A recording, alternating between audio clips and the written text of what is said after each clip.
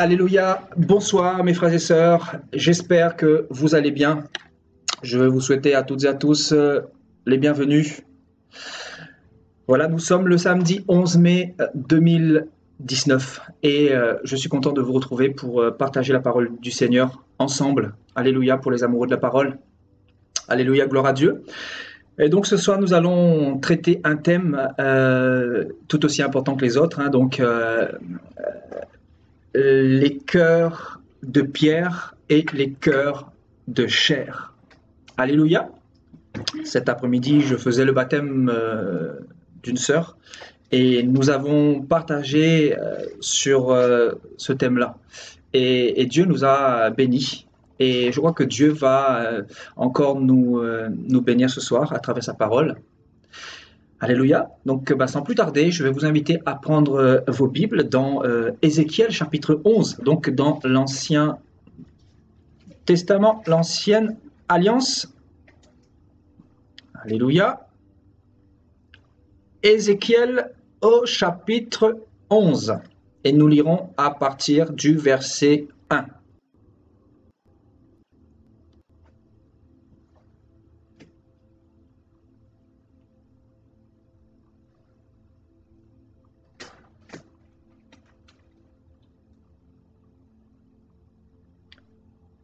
Voilà, je vous laisse partager cette exhortation.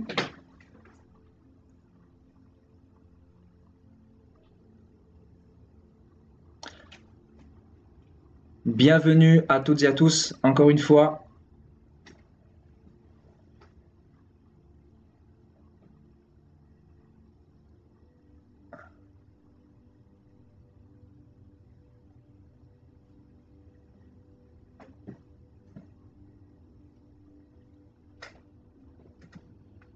Voilà, nous lirons à partir du verset 1.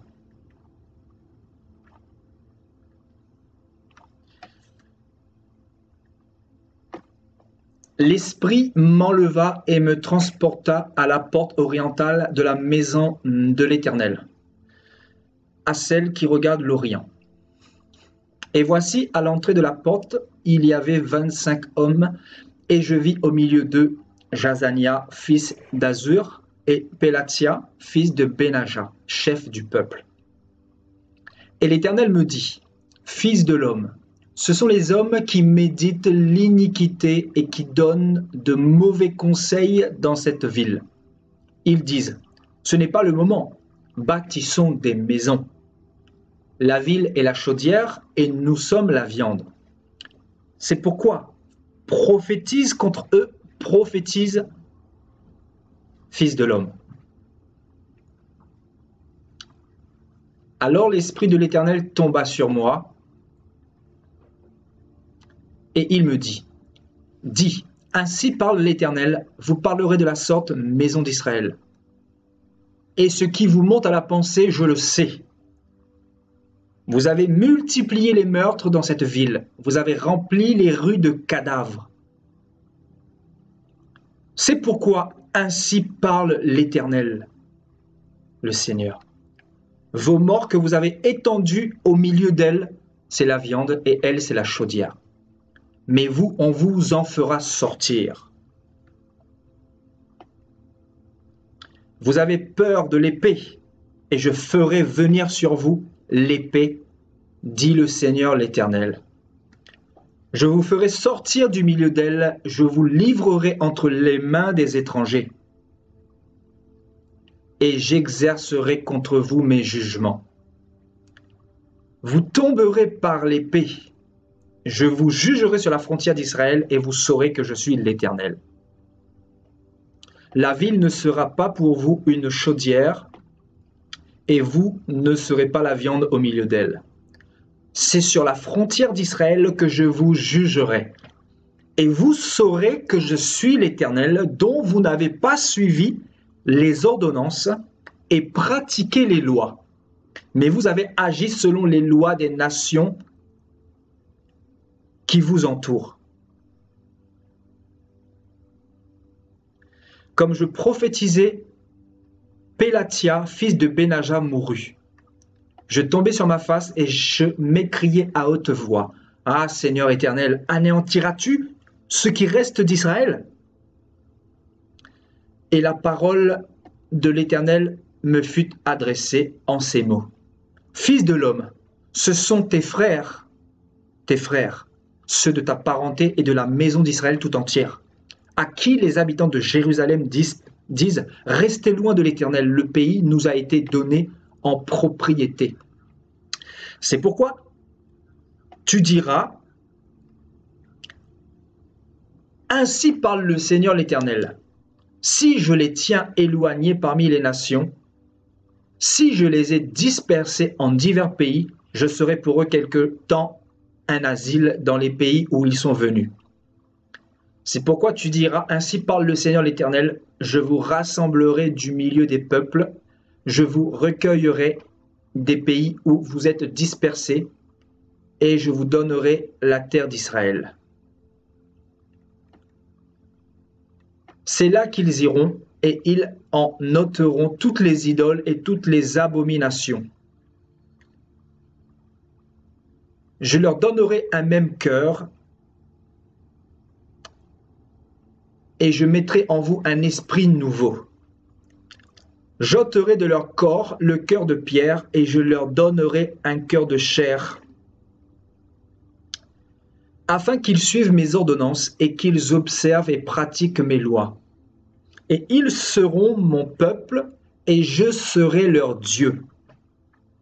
Mais pour ceux dont le cœur se plaît à leurs idoles et à leurs abominations, je ferai retomber sur leurs œuvres, sur leur tête, dit le Seigneur l'Éternel. Les chérubins déployèrent leurs ailes accompagnés des roues, et la gloire du Dieu d'Israël était sur elles en haut. La gloire de l'Éternel s'éleva du milieu de la ville, et elle se plaça sur la montagne qui est à l'orient de la ville. L'Esprit m'enleva et me transporta en Chaldée auprès des captifs en vision par l'Esprit de Dieu, et la vision que j'avais eue disparut au-dessus de moi. Je dis aux captifs toutes les paroles de l'Éternel qu'il m'avait révélées. Alléluia, gloire à Dieu pour sa parole. Donc ici, nous voyons un récit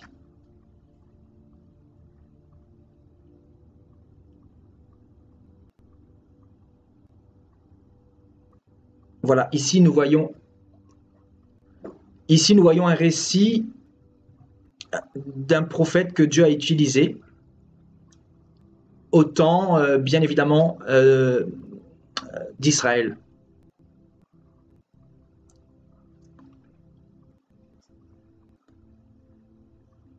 Alléluia, je crois qu'il y a des petits problèmes de connexion de votre côté. Pour moi, ça marche, donc je pense que ça va revenir, hein, frères et sœurs. Je vais attendre un tout petit peu avant de commencer le message. Alléluia.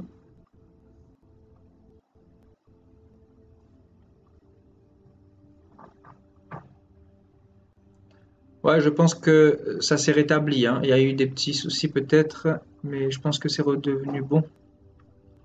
Voilà, donc ici, il est question du prophète Ézéchiel que Dieu va utiliser pour parler à son peuple d'Israël. Et je méditais ce passage il y a une semaine de cela. Et le Seigneur m'a interpellé. Parce qu'on comprend clairement que dans Ézéchiel 11, le Seigneur va donner un message concernant l'alliance qu'il allait établir avec sa nation.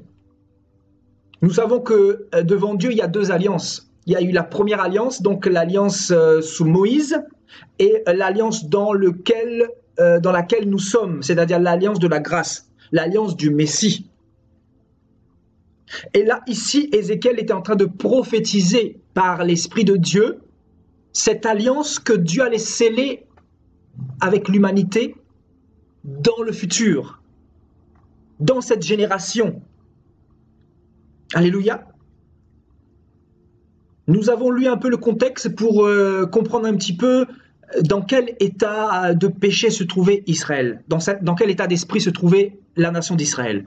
nous voyons clairement que le peuple méditait l'iniquité. C'est ce que le verset 2 nous dit. Hein. Voyez, l'Éternel me dit, fils de l'homme, ce sont des hommes qui méditent le péché et qui donnent de mauvais conseils dans cette ville. Donc, le peuple était dans les dérèglements, le peuple était dans la dissolution, le peuple était dans des meurtres. Ça, le Seigneur dira au verset 6, vous avez multiplié les meurtres dans cette ville. Vous avez rempli les rues de cadavres. Donc, voyez, donc le peuple d'Israël qui avait reçu la loi de Dieu faisait tout le contraire de la volonté de Dieu. Israël était devenu un meurtrier. On nous dit que toutes les rues étaient remplies de cadavres. Donc pourtant la loi du Seigneur était censée conduire Israël dans le bon chemin, dans le chemin de la vérité, dans le chemin de leur Dieu. Mais il s'avère qu'Israël était dans un autre chemin. Israël pratiquait des actions qui n'étaient pas pour la gloire de Dieu. Donc, le Seigneur va dire quelque chose de très important plus bas. Il va prophétiser justement qu'il allait donner son Saint-Esprit pour que l'homme soit capable de le suivre.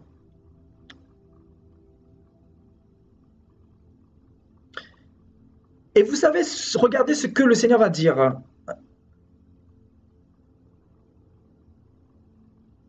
Le Seigneur parle déjà de jugement, hein, d'accord ?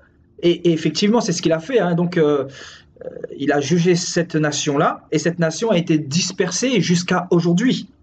Amen. Donc, vous voyez, il dit, hein, si je les tiens éloignés parmi les nations, donc si je les ai dispersés en divers pays, vous voyez, le Seigneur parle de dispersion. Effectivement, Israël est aujourd'hui dispersé à cause de la désobéissance.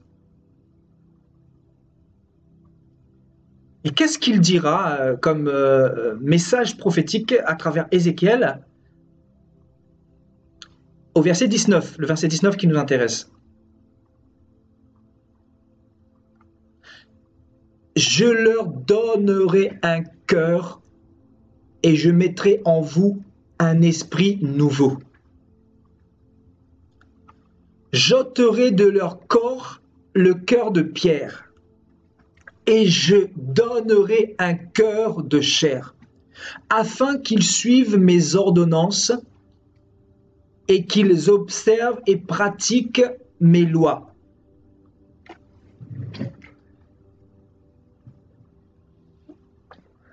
Et ils seront mon peuple et je serai leur Dieu.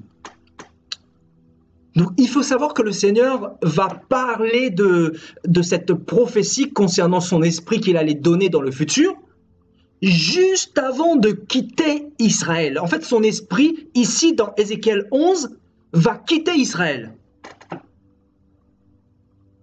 Donc ça symbolise également les temples que nous sommes aujourd'hui. Si nous sommes dans la désobéissance, qu'est-ce que Dieu fait? Il ôte son esprit. Et ici, c'est ce qui était en train de se passer. Le Seigneur va donner une alliance, en fait, il va donner une prophétie concernant son esprit qu'il allait mettre dans nos cœurs, afin que nos cœurs deviennent des cœurs de chair, afin que nos cœurs de pierre soient remplacés par des cœurs de chair. Donc je veux vraiment attirer votre attention sur le fait qu'ici, à partir du verset 22, hein, on nous dit, voilà, les chérubins déployaient leurs ailes, accompagnés des roues, et la gloire du Dieu d'Israël était sur eux en haut. Donc le Dieu d'Israël était en train de quitter Israël, la ville d'Israël. Mais avant que Dieu quitte cette nation, avant qu'il ne livre cette nation, qu'est-ce qu'il va faire? Il va donner une prophétie concernant la chose qu'il veut changer dans l'être humain. C'est-à-dire leur cœur.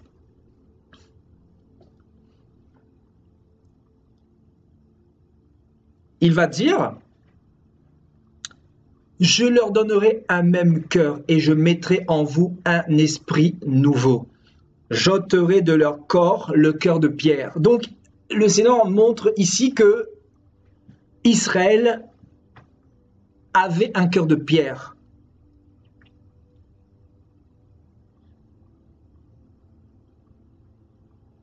Pourtant, Israël avait reçu les lois de Dieu.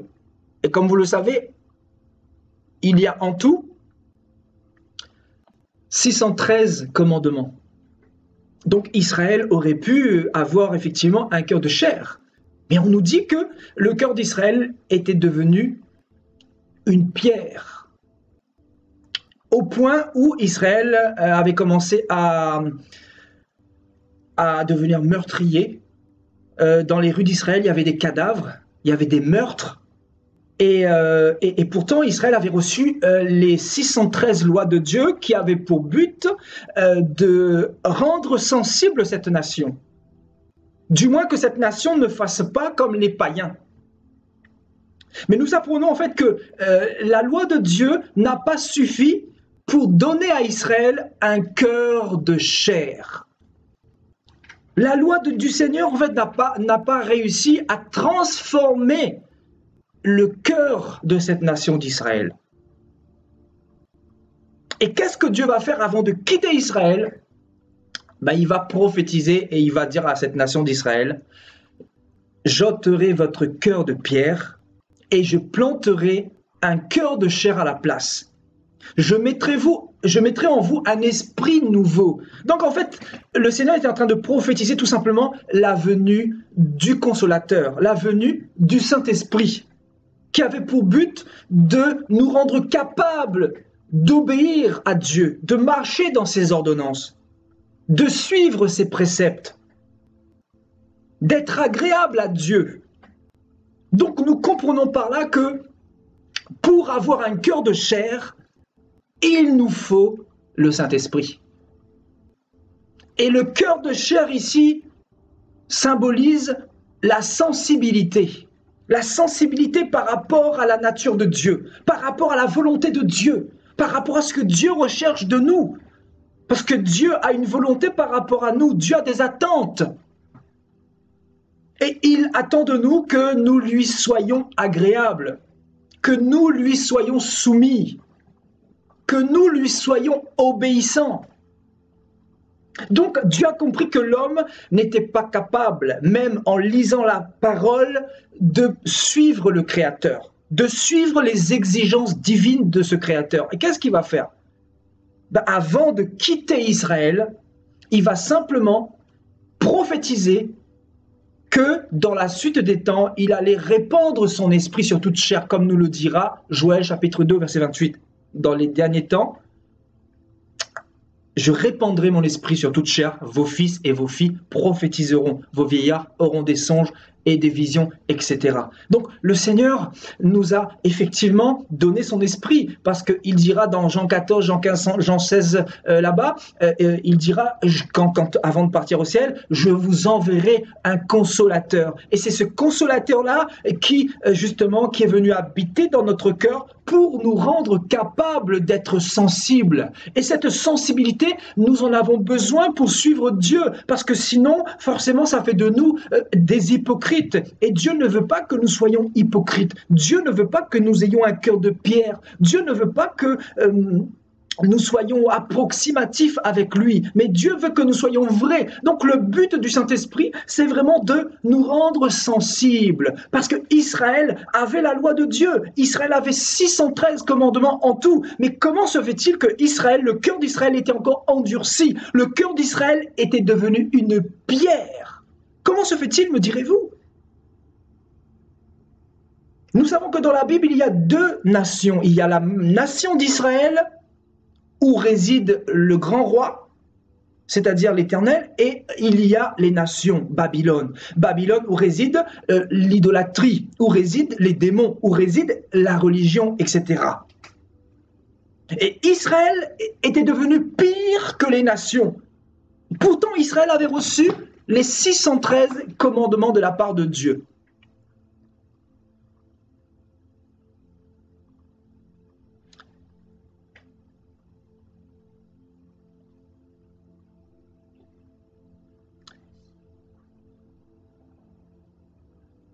On a des petits problèmes de connexion, mais c'est pas grave. Du moment que l'enseignement passe, c'est le plus important. Du moment que vous entendez le son, c'est le plus important, frères et sœurs. Amen. Donc, vous voyez, Israël était devenu endurci comme pas possible. Israël était devenu insensible comme pas possible.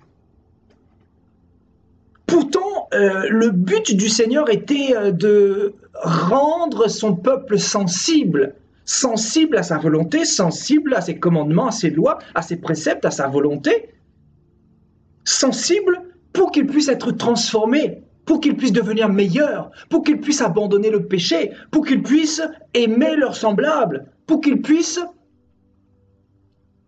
avoir de l'amour envers les veuves, les orphelins, pour qu'ils puissent faire de bonnes œuvres, faire de bonnes actions, pour qu'ils puissent aussi parler de ce Dieu-là aux autres nations, parce qu'au début, au commencement, Dieu va choisir Israël. Pourquoi? Ce n'est pas anodin, ce n'est pas un hasard.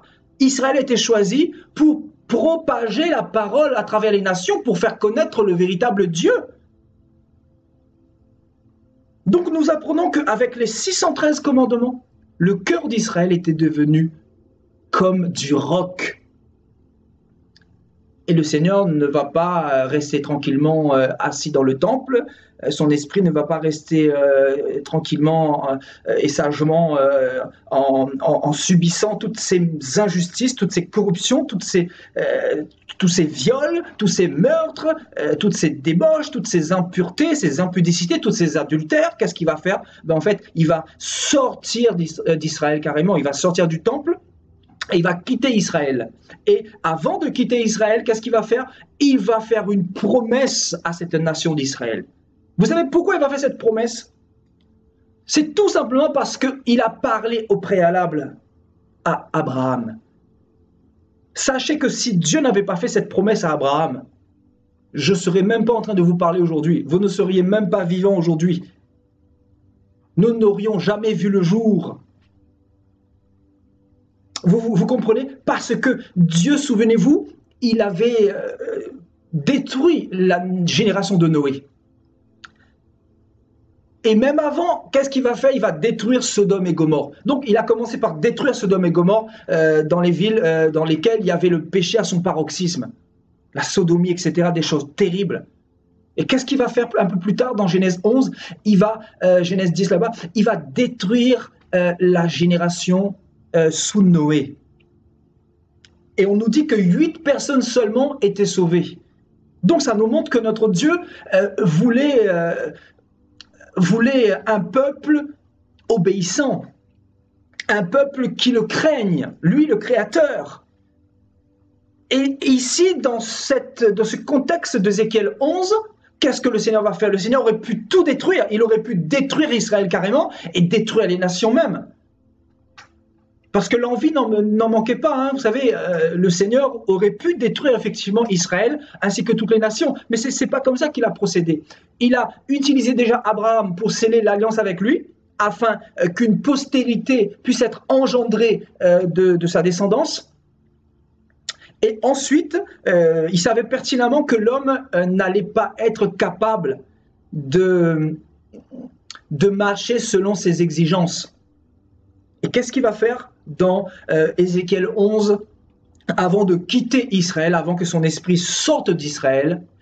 Il va tout simplement faire une promesse. Et on va revenir sur ce passage.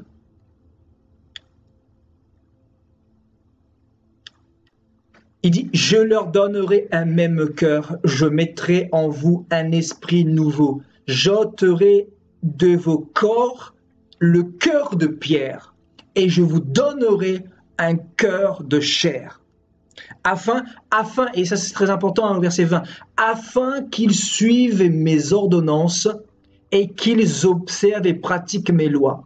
Vous voyez? Donc, l'Esprit nous enseigne ici que pour suivre les ordonnances du Seigneur, pour observer et pratiquer les lois du Seigneur, et pour faire partie du peuple de Dieu, nous avons besoin d'avoir un cœur de chair. Et ce cœur de chair, ce n'est pas la parole qui nous le donne. Ce n'est pas en lisant la Bible que vous aurez ce cœur de chair pour commencer. C'est en donnant votre vie au Seigneur et lui, à son tour, il vous donnera son esprit. La Bible dit dans Romains 8, celui qui n'a pas le Saint-Esprit n'est pas enfant de Dieu. Celui qui n'a pas le Saint-Esprit, il ne lui appartient pas. Cette personne n'appartient pas au Seigneur. Vous savez pourquoi? Parce que quelqu'un qui n'a pas le Saint-Esprit n'a pas ce cœur de chair. Quelqu'un qui n'a pas le Saint-Esprit a un cœur de pierre. Et souvenez-vous, quand vous étiez dans le monde, quand vous n'étiez pas converti, quand vous étiez dans la religion, regardez comment le Seigneur va parler à Israël dans Matthieu 23. Le Seigneur va traiter Israël d'hypocrite au moins en 7-8 fois. Donc, ça montrait que ils avaient mis l'accent sur l'extérieur, sur l'apparence, mais qu'ils avaient négligé le plus important. Et pourtant, Dieu avait parlé par Ézéchiel, même par Ésaïe, et il avait même parlé par Jérémie, dans Jérémie 31, au verset 31, et nous aurons l'occasion de voir ce verset tout à l'heure. Le Seigneur avait parlé qu'il allait envoyer son esprit dans les cœurs. Mais comment a procédé les pharisiens? Les pharisiens ont rejeté cet esprit de vérité qui était venu en réalité pour transformer leur cœur de pierre en cœur de chair. Parce qu'un cœur de pierre ne peut pas recevoir le conseil de Dieu. Un cœur de pierre ne peut pas abandonner le péché. Un cœur de pierre ne peut pas être régénéré par la parole de Dieu. Un cœur de pierre ne peut pas pardonner. Un cœur de pierre ne fait que haïr. Un cœur de pierre fait de la sorcellerie. Un cœur de pierre va se masturber à longueur d'année. Un cœur de pierre va être dans la pornographie. Un cœur de pierre va tromper sa femme. Un cœur de pierre va mettre des actions en place pour faire souffrir les autres. Et Dieu voulait justement donner son Esprit Saint. C'est pour ça qu'il fallait que le Messie vienne. Il fallait que Jésus vienne mourir à la croix et ressusciter. Et dira-t-il plus tard, afin que le Consolateur vienne dans vos cœurs, afin que vous soyez capables de suivre Dieu, d'obéir aux ordonnances du Seigneur. Et c'est ce que Ézéchiel est en train de dire ici. Vous voyez, afin, au verset 20, qu'ils suivent mes ordonnances et qu'ils observent et pratiquent mes lois. Et ils seront mon peuple et je serai leur Dieu. Donc, si quelqu'un n'a pas le Saint-Esprit, c'est impossible de suivre Dieu. C'est impossible. C'est pour ça que la religion a produit de nombreux hypocrites. C'est pour ça que dans la religion, vous allez voir une multitude d'hypocrites. Vous savez pourquoi? Parce que le cœur n'a pas été transformé. Vous savez, quand vous donnez votre vie à Jésus, il y a quelque chose d'extraordinaire qui se produit. Tous les enfants de Dieu expérimentent cela. C'est-à-dire leur cœur de pierre, quand ils étaient païens, se transforme en cœur de chair. C'est-à-dire il y a un processus que Dieu opère en nous, que l'on appelle la circoncision de Christ. La Bible parle des païens comme étant incirconcis. Donc les incirconcis, en fait, représentent des gens au cœur de pierre, au cœur qui refusent de s'humilier devant Dieu. Des cœurs qui pensent que leur religion vont les sauver. Des cœurs qui pensent que le catholicisme est la solution, alors que Jésus n'a fondé aucune église catholique, aucune église quelconque. Il a fondé son église que lui seul connaît, qui est répandue parmi les nations. Ce sont des fils et des filles qui ont reçu le Saint-Esprit et qui suivent Jésus comme donné dans sa parole. Vous voyez, les personnes ayant des cœurs de pierre sont des personnes qui sont insensibles à la parole du Seigneur. Ce sont des personnes qui vont refuser de s'humilier. Les personnes au cœur de pierre, ce sont des personnes orgueilleuses qui pensent qu'ils sont capables de se sauver eux-mêmes. Ils se suffisent eux-mêmes, leur argent les suffise, leur famille les suffise, ils n'ont pas besoin de Dieu. Ils n'ont pas besoin de placer Dieu au centre, alors que la Bible nous dit clairement que nous devons mettre Jésus au centre. Nous devons aimer Dieu, premièrement, avant toute chose. Donc, pour pouvoir suivre Dieu, nous avons besoin d'un cœur de chair. La différence entre ceux qui appartiennent à Jésus et ceux qui appartiennent au monde ou à la religion ou les inconvertis, c'est simplement que nous avons reçu un cœur de chair. Et c'est pour cela que ceux qui ont reçu un cœur de chair peuvent apprendre à aimer, peuvent apprendre à pardonner. Il y a beaucoup de personnes qui vous diront, mais moi, je ne pardonnerai jamais à mon violeur, je ne pardonnerai jamais à l'homme qui m'a fait du mal, qui m'a abandonné avec mes enfants, je ne pardonnerai jamais à mon oncle, ma tante, ma belle-mère qui m'a fait de la sorcellerie, je ne pardonnerai jamais au meurtrier de ma fille, etc. Parce qu'ils n'ont pas reçu le cœur de chair. Un cœur de pierre ne peut pas pardonner, c'est pas possible. Mais en réalité, quand Dieu nous donne son cœur de chair, c'est-à-dire son esprit, qui nous rend capables de marcher dans sa parole, qui nous rend capables d'obéir à ses ordonnances, quand il met en nous un cœur nouveau, c'est-à-dire son Esprit Saint, il met en nous aussi cette sensibilité pour comprendre que Dieu nous a pardonné et que nous avons besoin également de pardonner à notre prochain.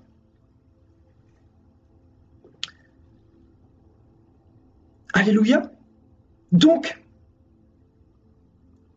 au jour de notre conversion, quand Dieu nous touche, il y a quelque chose qui se fait en nous. Il y a une transformation qui s'opère. Et c'est pour cela que vous allez commencer à voir des personnes qui ont été touchées par le Seigneur vont commencer à faire de bonnes œuvres, vont commencer à peut-être partager des sandwichs aux pauvres, commencer à propager la parole, commencer à honorer Dieu à travers leur vie, faire des actions pour le Seigneur, visiter des pauvres, des orphelins, vous voyez, parce qu'en réalité, ils ont reçu ce cœur de chair. Et ce cœur de chair, c'est quoi? C'est ce cœur de sensibilité par rapport à la misère dans le monde, par rapport aux injustices nombreuses. Donc, clairement, pour suivre le Seigneur, c'est possible. Pour servir Dieu, c'est possible, mais à condition d'avoir reçu son Saint-Esprit. Porter du fruit pour Dieu, c'est possible en réalité. En fait, quand Jésus dira tout est accompli, oui, pour ses enfants, tout est accompli parce qu'il sait que l'esprit qu'il a mis en nous, là, nous rendra capables de tout. Dans le message de mercredi dernier, nous avons vu justement que c'est Dieu qui nous sanctifie. La Bible dit dans la parole que c'est lui qui le fera en nous. Donc ce n'est pas de nos propres forces que nous suivons le Seigneur. Le Seigneur dira à un serviteur dans la parole, il dira ce n'est ni par ta force, ni par quoi que ce soit, mais c'est par mon esprit que tu seras capable de faire telle ou telle chose. Donc en réalité, c'est le Saint-Esprit qui nous rend capables déjà d'aimer, qui nous rend capables de pardonner, qui nous rend capables de partager l'amour, qui nous rend capables d'aimer, qui nous rend capables d'être dans la sagesse de Dieu, qui nous rend tout simplement capables de mettre en pratique la parole de Dieu.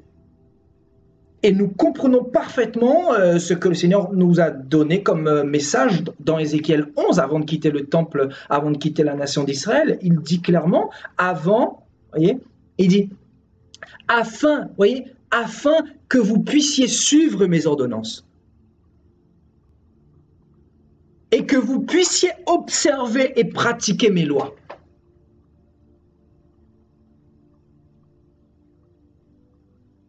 Et vous savez, beaucoup de personnes refusent que Dieu brise leur cœur de pierre.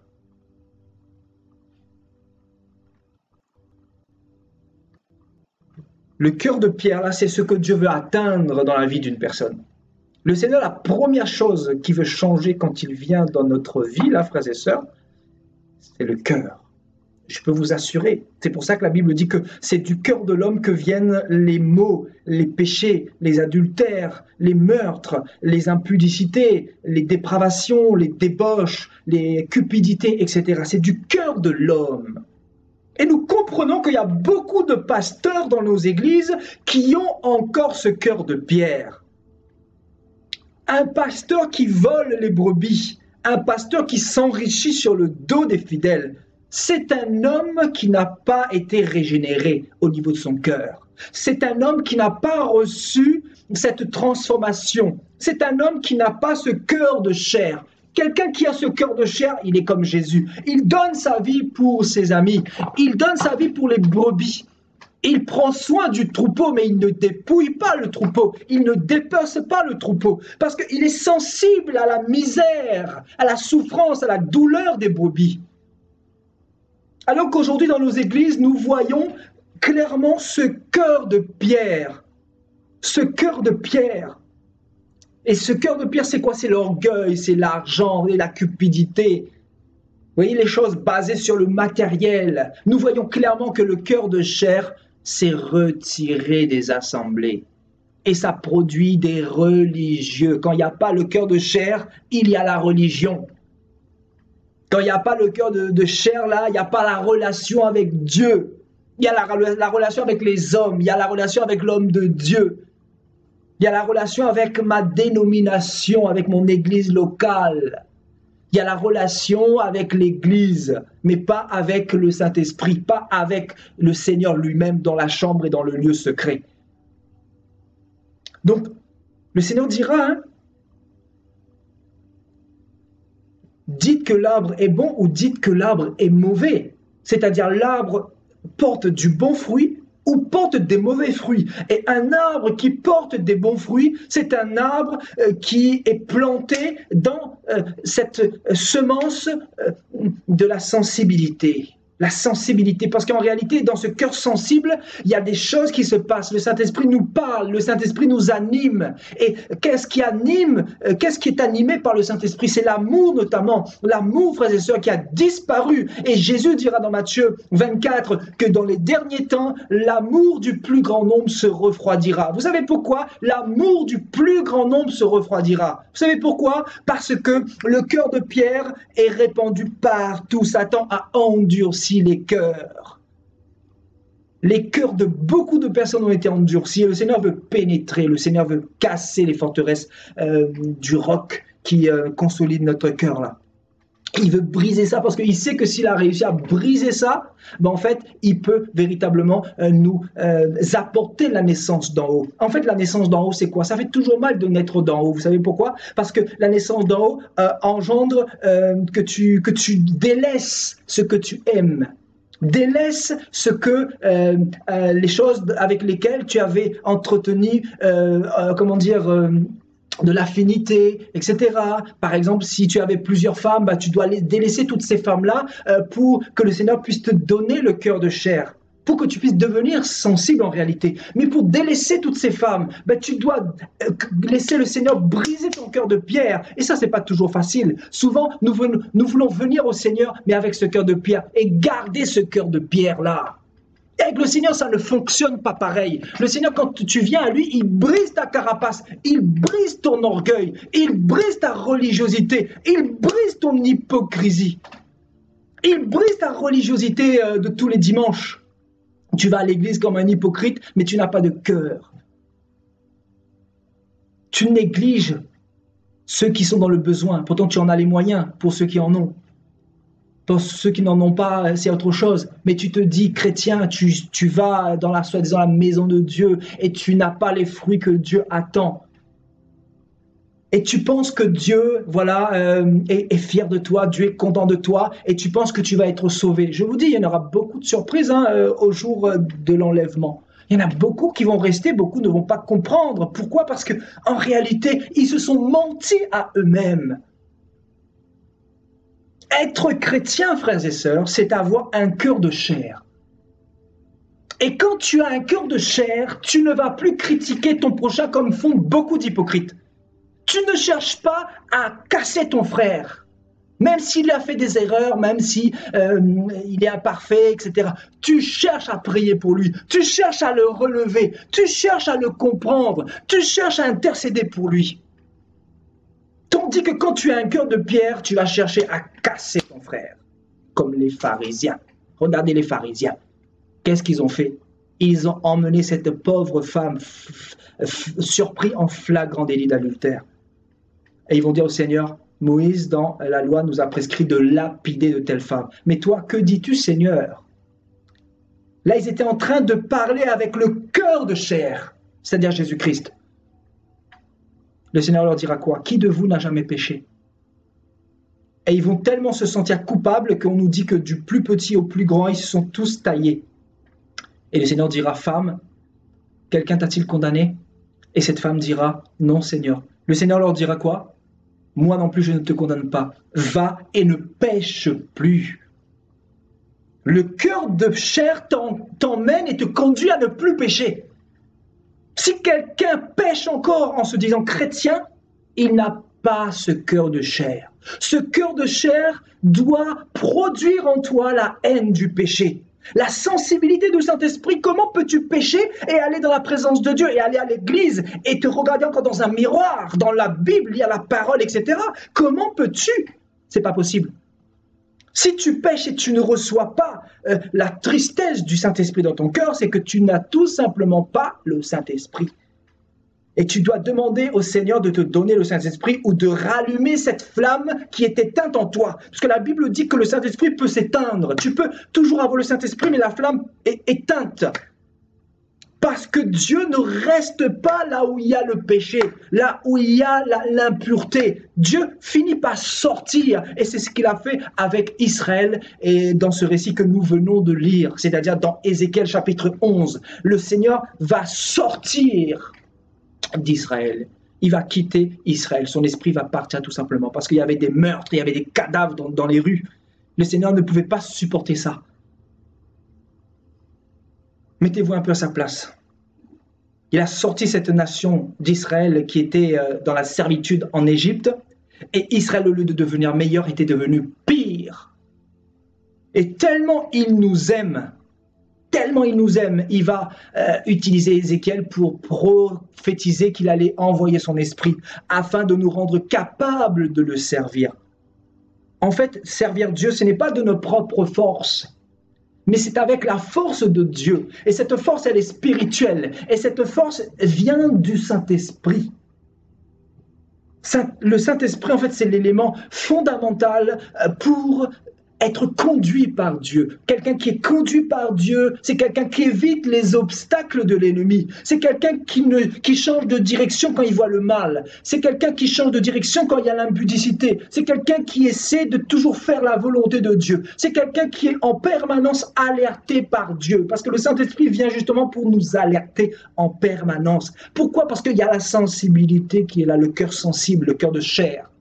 Le cœur de chair, quand il est là, il y a cette sensibilité, c'est-à-dire il entend la voix du Saint-Esprit. Beaucoup veulent entendre la voix du Saint-Esprit. Beaucoup veulent entendre la voix de Dieu en sachant que Dieu parle à leur cœur à longueur d'année. Dieu parle à nos cœurs à longueur d'année, frères et sœurs. Mais c'est nous qui sommes insensibles. C'est nous qui ne sommes pas réceptifs du message du Saint-Esprit. Et souvent, on se dit, mais est-ce que c'est vraiment Dieu qui nous a parlé là? Ouais, mais Seigneur, si c'est pas toi, je vais continuer de pécher, on verra demain. Et finalement, tu es en train de t'endurcir. C'est pour ça que le Saint-Esprit dira dans dans l'Épître aux Hébreux, il dira « Aujourd'hui, si vous entendez sa voix, n'endurcissez pas vos cœurs. » Parce que le Seigneur sait pertinemment que les cœurs là sont prompts à s'endurcir. Les cœurs s'endurcissent facilement, frères et sœurs. Et la Bible dit que la séduction du péché endurcit nos cœurs. Plus nous péchons, plus nous nous endurcissons. Et c'est pour ça que l'amour s'est refroidi, parce que les cœurs sont devenus je vous dis, du mortier, du béton. Les hommes d'aujourd'hui n'ont plus de cœur de chair, n'ont jamais eu le cœur de chair, pour ainsi dire. Et Dieu veut entrer dans leur cœur de pierre afin de faire germer sa nature en eux. Alléluia.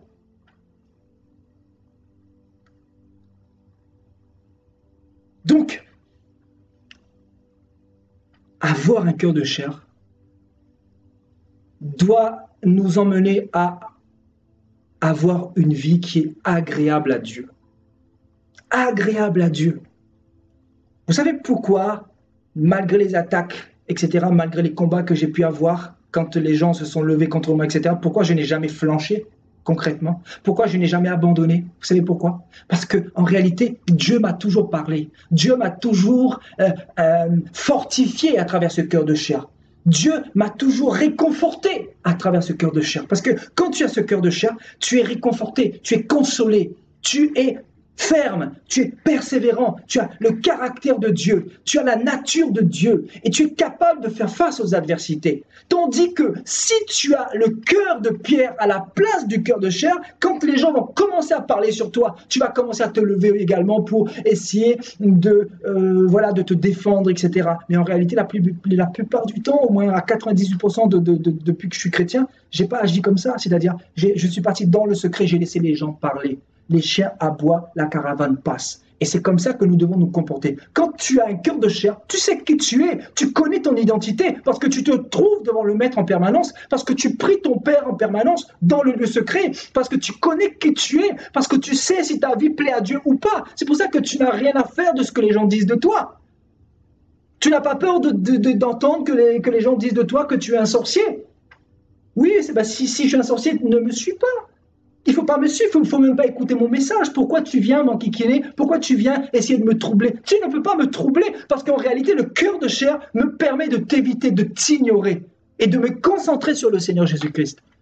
Parce que nous devons, dans cette génération, nous concentrer sur la parole du Seigneur. Nous devons nous concentrer sur notre relation avec le Seigneur. Celui qui a un cœur de chair n'a pas le temps d'entendre les échos de ce qui se dit sur nous, etc. Parce que, vous savez, les enfants de Dieu sont persécutés. D'ici et là, on dit de nous, des choses très très mauvaises, des choses pour nous casser, des choses pour nous discréditer, mais quand tu es en réalité devant le Seigneur, tu n'as pas besoin d'être approuvé des hommes. Celui qui a le cœur de chair, il sait qu'il est approuvé par Dieu. C'est-à-dire, il est sensible et réceptif à Dieu. Donc, il ne va pas se laisser facilement troubler par les hommes, de ce que les gens en vont dire de lui. Vous comprenez? En fait, tout doit être christocentrique, c'est-à-dire centré sur Jésus-Christ. Si vous êtes centré sur Jésus-Christ, si votre cœur a été régénéré, si vous vous tenez devant le Seigneur, ne soyez pas troublés de ce que les gens disent, de ce que les gens parlent de vous, de ce que les gens vous calomnient. Mais continuez votre marche, continuez à bénir ceux qui vous persécutent, ceux qui ont reçu le cœur de chair. Ce sont des personnes qui bénissent leurs ennemis, ce sont des personnes qui bénissent ceux qui les persécutent. Ceux qui ont reçu le cœur de chair prient pour les sorciers au lieu d'envoyer le feu sur les sorciers comme toutes ces vipères dans nos églises aujourd'hui. Tous ces prophètes et pasteurs qui vous disent qu'il faut envoyer le feu. Envoyez le feu sur les sorciers. Détruisez les sorciers. Tuez les sorciers. Allez, prophétisez sur les sorciers qui vont mourir. Voilà les races de vipères au cœur de pierre. Un cœur de chair ne maudit pas le sorcier. J'ai vu des chrétiens qui ont maudit devant moi. J'ai vu ça, des messages, des chrétiens qui maudissent. Et tu te dis, mais est-ce que lui, il a compris vraiment la parole? Est-ce que lui, il a vraiment reçu le cœur de chair venant du Saint-Esprit? Tu te dis, est-ce que réellement il a reçu cette grâce de la part du Seigneur? Est-ce qu'il s'est laissé vraiment briser là, au niveau de son cœur de pierre là? Tu te dis, mais il y a des chrétiens qui ont des problèmes. Et il ne faut pas chercher très loin finalement, c'est au niveau de leur cœur. Au niveau de leur cœur. Donc un chrétien qui a reçu un cœur de pierre, c'est un chrétien qui va bénir ses ennemis, qui va prier. Un chrétien qui a reçu un cœur de chair, c'est un chrétien qui va prier pour ceux qui le persécutent. Parce qu'il sait que l'autre est dans les ténèbres. Il sait que l'autre porte les fruits pour le diable. Donc, ayant cette connaissance-là, en fait, quoi qu'il arrive, il a l'instruction de son maître. Il a l'instruction de Jésus-Christ parce qu'il médite la parole, parce qu'il est sensible au message venant du Seigneur. En fait, en réalité, je vais vous dire quelque chose. Ceux qui ont reçu le cœur de chair sont sensibles à la parole de Dieu. Et quand vous avez cette sensibilité, même si c'est difficile de pardonner, vous allez quand même pardonner. Vous savez pourquoi? Parce qu'en réalité, c'est Dieu qui vous rend capable de pardonner. On ne peut pas pardonner à quelqu'un si on n'a pas reçu l'amour de Dieu au préalable. On ne peut pas aimer quelqu'un si on n'a pas reçu l'amour de Dieu au préalable. On ne peut pas aimer Dieu de tout son cœur, de toute son âme, etc. si vous n'avez pas reçu l'amour de Dieu au préalable. C'est impossible. Parce que aimer, c'est quoi? Aimer, ça demande beaucoup de nous-mêmes. Hein. Hein. Aimer quelqu'un, ça demande voilà, de la pureté, voilà, voilà, tout ce que nous sommes. Aimer, c'est ça, c'est donner tout ce que nous avons pour la personne. C'est ça, aimer, véritablement. Et quand tu aimes Dieu, tu donnes tout ce que tu as, tout ce que tu aimais dans le monde. Quand tu aimes Dieu, tu déposes toutes les femmes avec qui tu couchais hier devant le Seigneur, tu délaisses tout, tu dis Seigneur, je délaisse tout, je veux porter ma croix. Je te donne tout, c'est ça, aimer. Le véritable amour, c'est ça. Et comment savoir que tu aimes Dieu? C'est en regardant ta vie, en analysant ta vie, voir si vraiment il te reste encore des choses qui appartiennent au diable. Voyez donc, les enfants du Seigneur sont sensibles à son esprit. Et être sensible à son esprit, c'est obéir facilement à la parole de Dieu. Je vous dis facilement. On n'a pas besoin de dire à un enfant de Dieu que la masturbation est un péché. Il le sait parce qu'il est sensible à la parole du Seigneur. Parce que quand il voit dans Matthieu 18, où le Seigneur dit « Si ta main est pour toi une occasion de chute, coupe-la. Parce qu'il vaut mieux pour toi rentrer au royaume des cieux manchot qu'aller en enfer avec les deux mains. » Quand tu vois cette parole, mon ami, le cœur de chair en toi produit la sensibilité. Et le cœur de chair produit en même temps la volonté. Donc, la volonté vient de quoi? De la force que Dieu nous donne, à travers ce cœur de chair.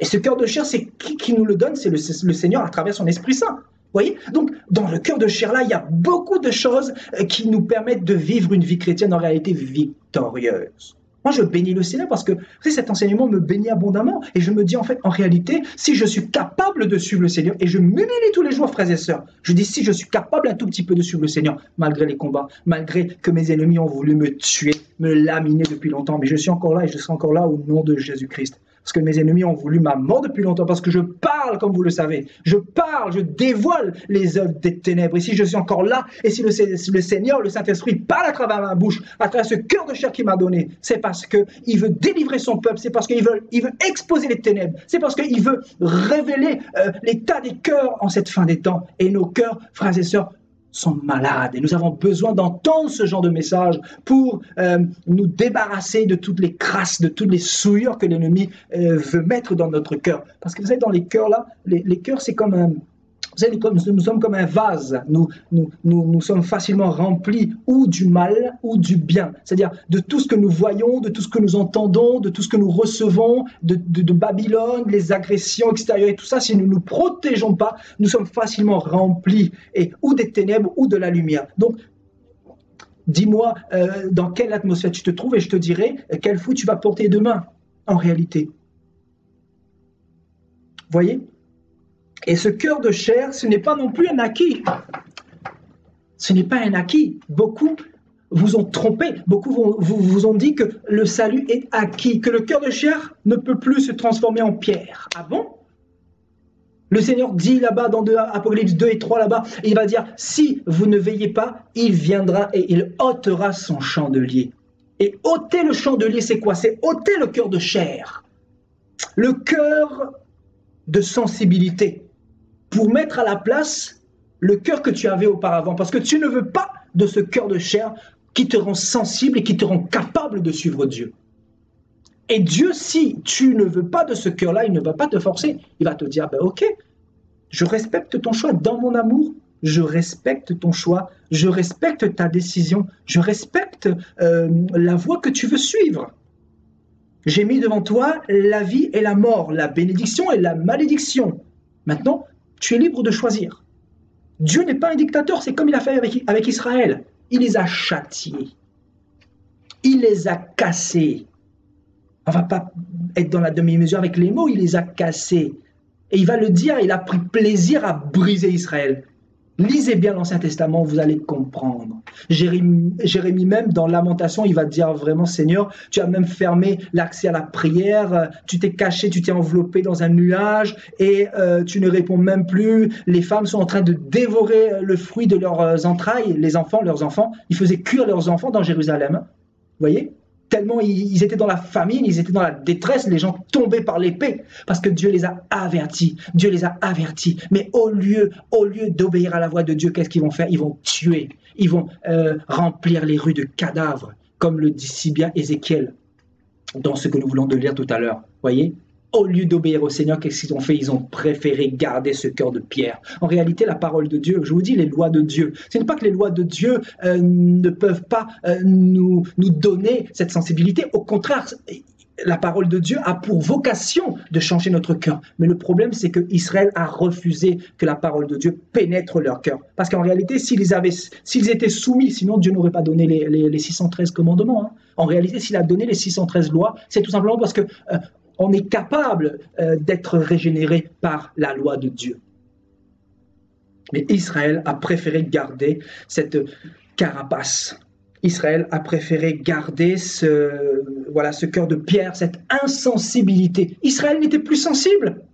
Frères et sœurs, Dieu a envoyé les prophètes. Dieu a envoyé Ézéchiel avant de frapper. Dieu a envoyé des prophètes pour parler à son peuple, pour ramener à son peuple. Le Seigneur utilise toujours des prophètes pour ramener son peuple dans le droit chemin. Mais au bout d'un moment, quand le Seigneur a suffisamment averti, je peux vous assurer que ce n'est plus le Jésus bisounours. Hein. Ce n'est plus le Jésus des catholiques. Hein. Ce n'est pas le même Dieu que nous servons. C'est le Dieu de jugement, frères et sœurs. Le Dieu qui châtie, le Dieu qui ne peut pas laisser les choses impunies. D'ailleurs, Hébreux 12 nous dit que Dieu châtie celui qu'il aime.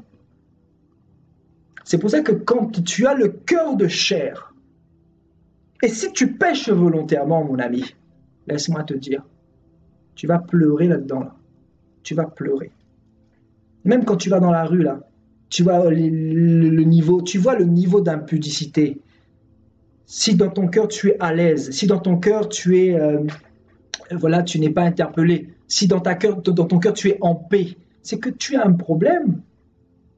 Si tes yeux ne cherchent pas à se détourner un peu comme automatiquement, vous voyez, c'est comme automatique en fait. C'est comme si le Saint-Esprit voulait te sortir de là. Pourquoi? Parce que tu as cette sensibilité que c'est les ténèbres dehors. Cette sensibilité t'emmène à t'interpeller. Mais si tu ne t'interpelles pas, c'est que tu as un problème.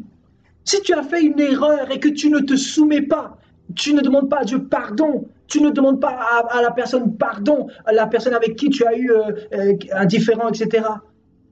Si tu as frappé quelqu'un, par exemple, tu ne lui demandes pas pardon, tu es insensible, etc. Qu'est-ce que le Seigneur va faire?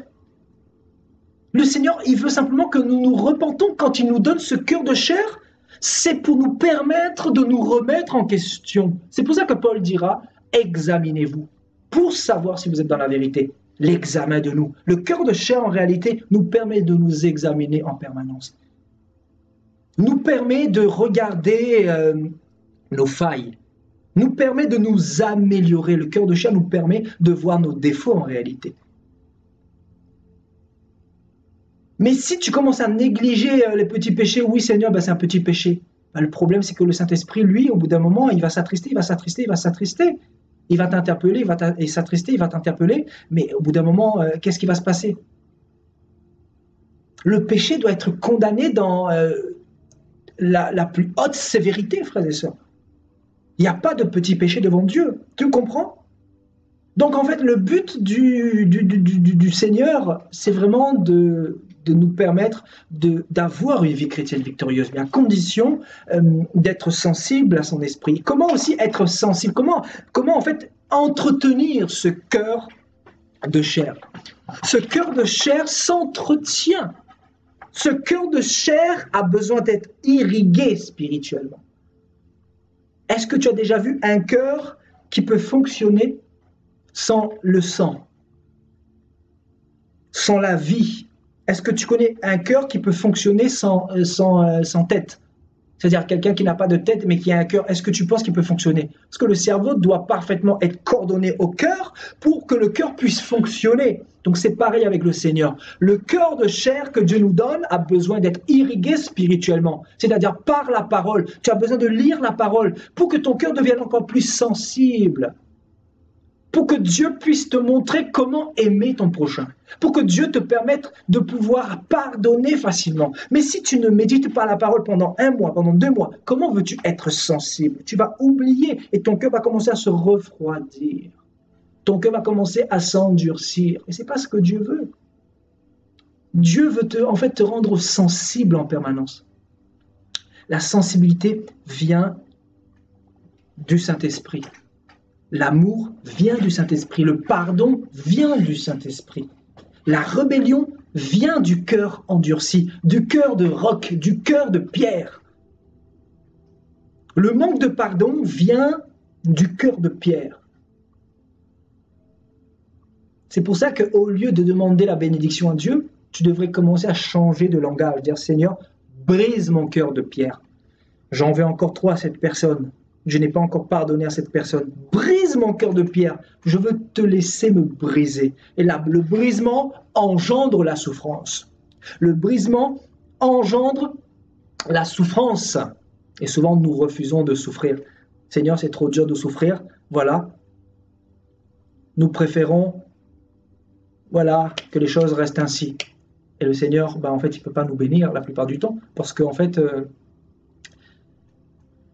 nous refusons le Seigneur agir et opérer en nous. Alléluia. Voyez ?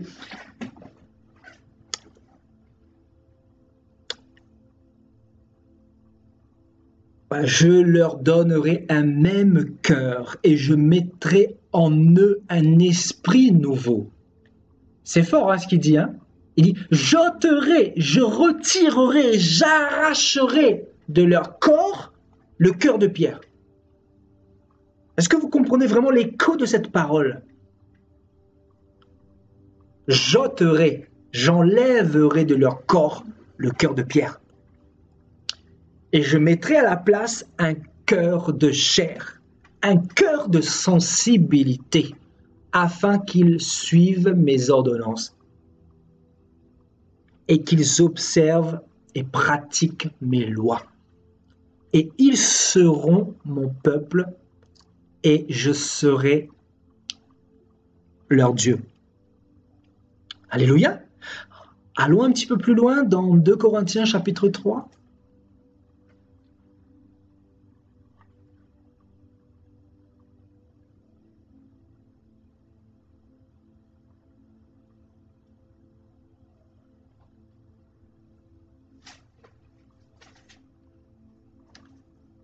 Au verset 1,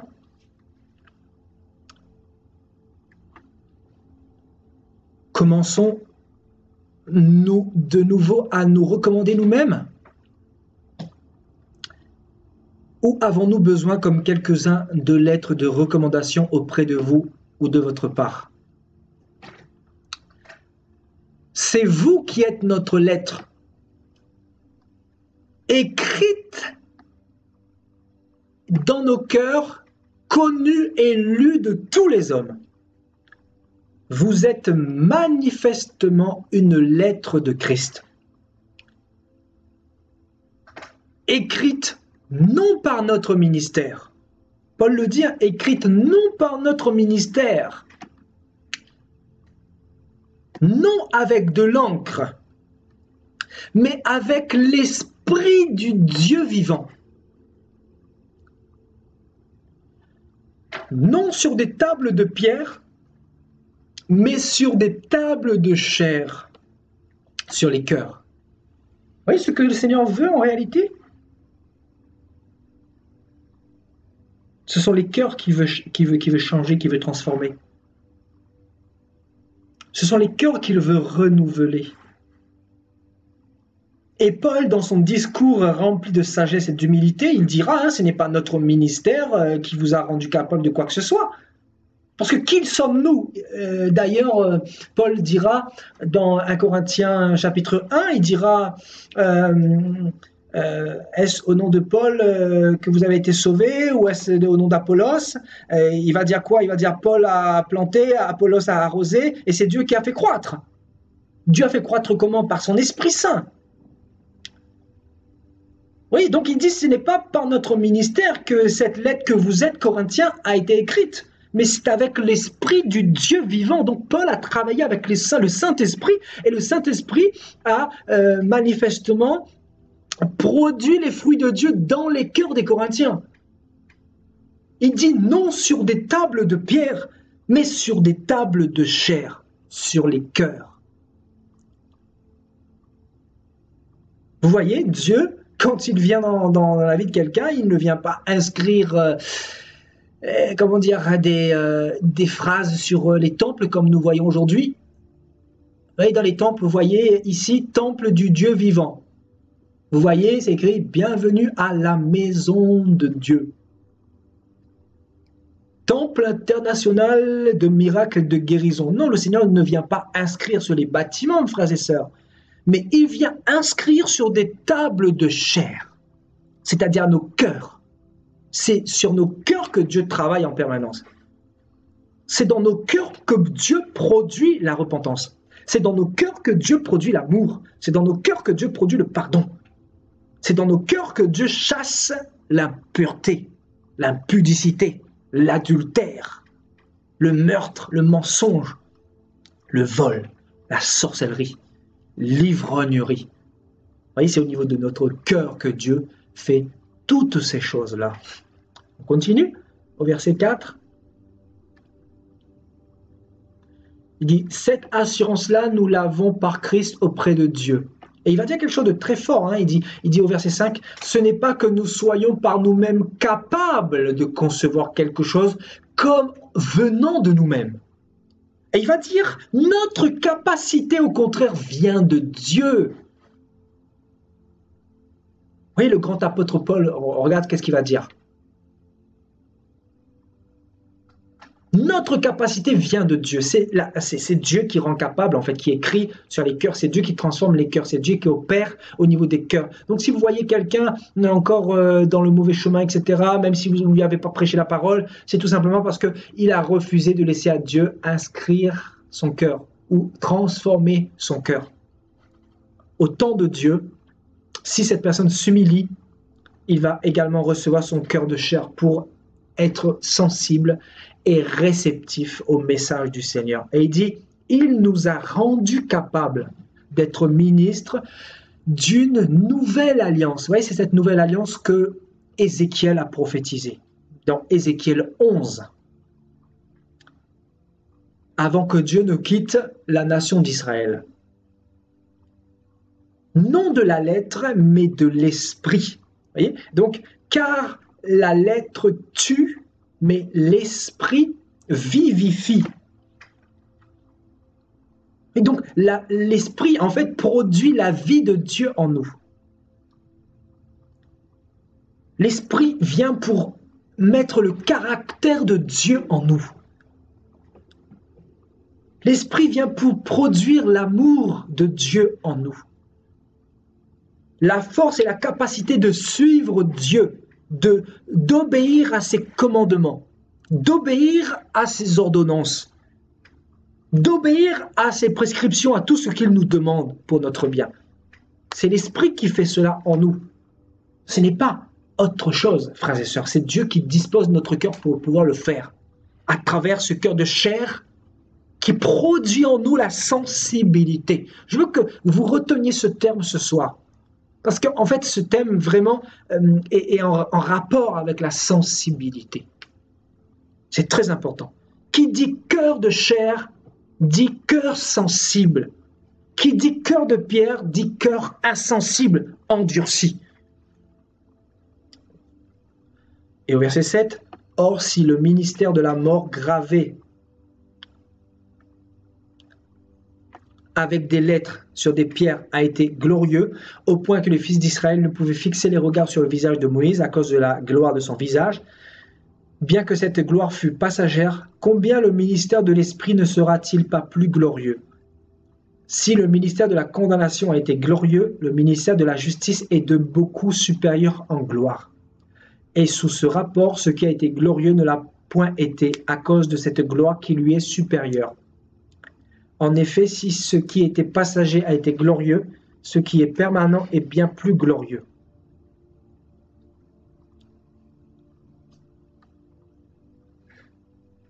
Alléluia. On va lire le verset 15. Jusqu'à ce jour, quand on lit Moïse, un voile est jeté dans leur cœur. Vous voyez le voile. l'endurcissement des cœurs. Mais lorsque les cœurs se convertissent au Seigneur, le voile est ôté. C'est-à-dire, le voile ici, c'est quoi? Le voile ici, frères et sœurs, c'est le cœur de Pierre. Vous comprenez, en fait, c'est vraiment en relation avec ce passage-là, Ézéchiel 11. Et le Seigneur ne se contredit pas, en fait. Il confirme simplement ce qu'il a donné auparavant par ses prophètes. Il dit ici, j'ôterai de leur corps le cœur de pierre et je leur donnerai un cœur de chair. Le Seigneur parle de quoi? De notre conversion à Christ. Vous devez le savoir, oui. Ici, ce passage nous parle de notre conversion au Messie, quand nous donnerons plus tard notre vie au Messie. Là, c'était avant la venue du Seigneur. Hein. Vous voyez, ici, on nous parle de Christ. Hein. On nous parle de la venue du Saint-Esprit qui allait être répandu pour nous donner la capacité d'obéir aux ordonnances du Seigneur et d'observer ses lois. Vous voyez, donc ce passage est bien relatif avec ce passage-là. Vous voyez, jusqu'à ce jour, quand on lit Moïse, un voile est jeté sur leur cœur. Et effectivement, quand on voit l'état d'Israël, comment Israël est devenu, voilà. Mais lorsque les cœurs se convertissent, se tournent vers le Seigneur, le voile est ôté, c'est-à-dire le cœur de pierre est ôté et Dieu vient mettre un cœur de chair, un cœur de sensibilité. Et on nous dit au verset 17, « Or le Seigneur c'est l'Esprit, et là où est l'Esprit du Seigneur, là est la liberté. » Alléluia. Allons un petit peu plus loin dans Matthieu chapitre 13.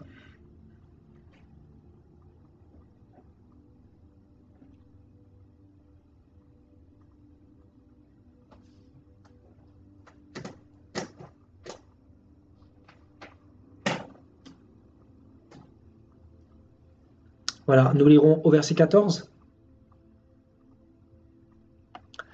Et pour eux s'accomplit cette prophétie, vous entendrez de vos oreilles et vous ne comprendrez point.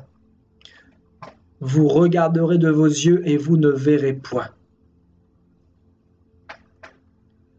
Au verset 15, car le cœur de ce peuple est devenu insensible. Vous comprenez? Car le cœur de ce peuple est devenu insensible. Ils ont endurci leurs oreilles.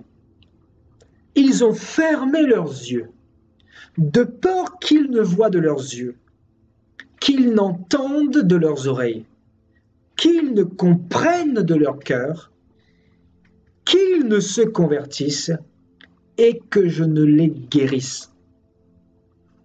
Voyez? Le cœur de ce peuple est devenu insensible.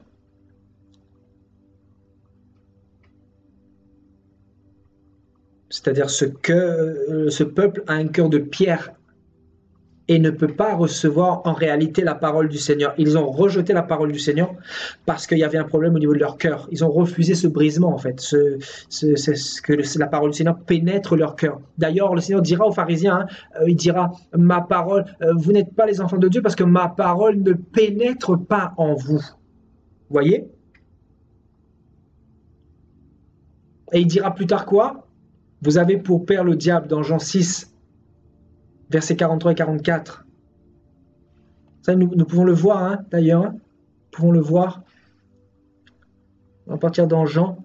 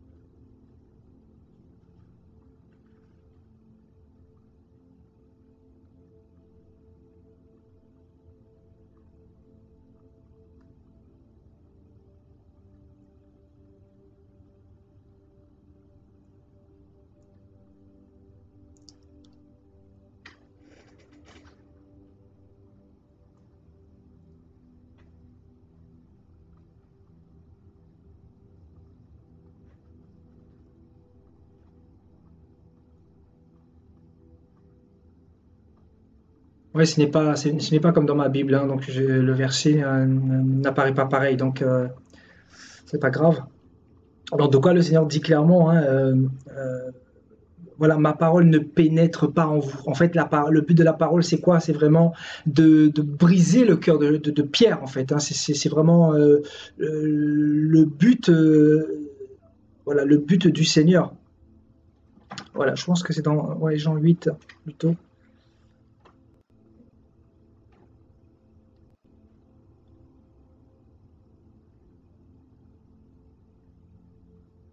Voilà, voilà, c'est ça, c'est bien ça. Il va dire quoi? Pourquoi ne comprenez-vous pas mon langage? Parce que vous ne pouvez écouter ma parole. Vous avez pour père le diable, et il est meurtrier depuis le commencement.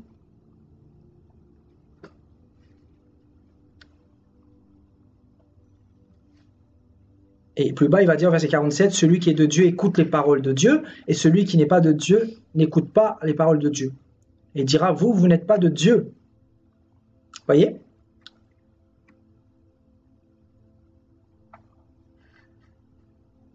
Alléluia. Encore, il y a encore beaucoup d'autres éléments que nous pouvons étudier, hein, mais euh, je pense que nous avons vu l'essentiel.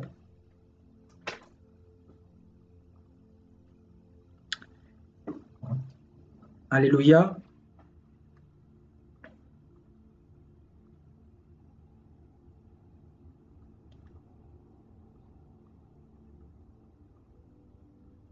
Voilà, allons partir dans 2 Timothée chapitre 4.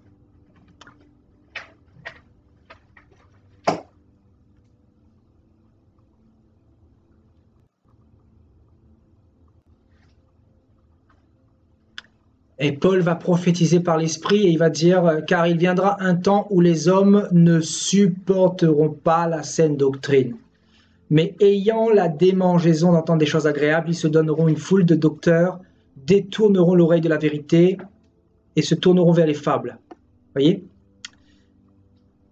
Justement, ce temps, c'est le temps que nous traversons, tout simplement parce qu'il y a un problème d'endurcissement encore au niveau des cœurs. Parce que les cœurs sont trop endurcis. Amen. Et je pense que nous terminerons par Jérémie au chapitre 31.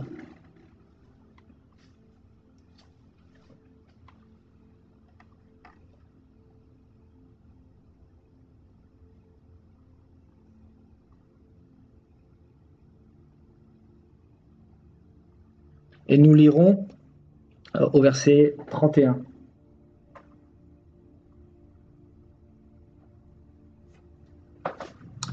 Au verset 31.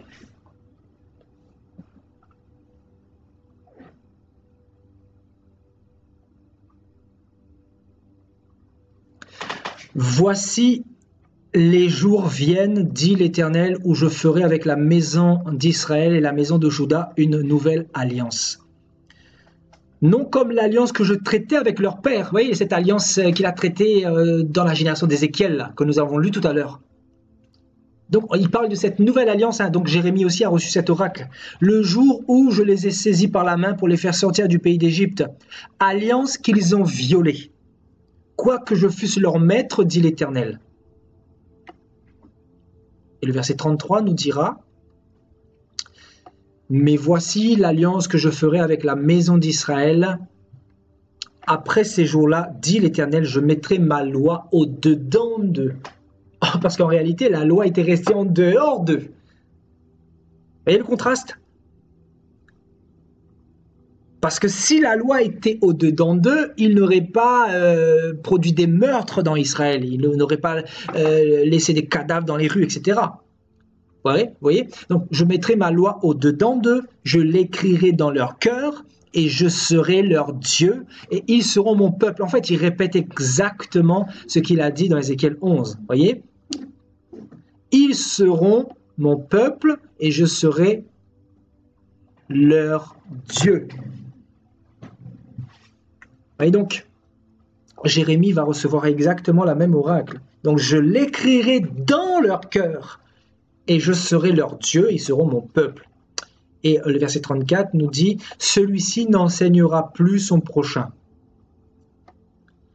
ni celui-là son frère en disant « Connaissez l'Éternel ». Et l'apôtre Jean, dans 1 Jean au chapitre 2, il l'a reçu pareillement, hein, donc il dira que l'onction du Seigneur nous enseigne toutes choses. C'est-à-dire nous n'avons pas besoin qu'on nous enseigne. Le Saint-Esprit en nous rend capable de comprendre la parole de Dieu. Le Saint-Esprit en nous enseigne toutes choses. Bien sûr, les serviteurs, etc., ceux qui prêchent la parole sont également arrosent, etc.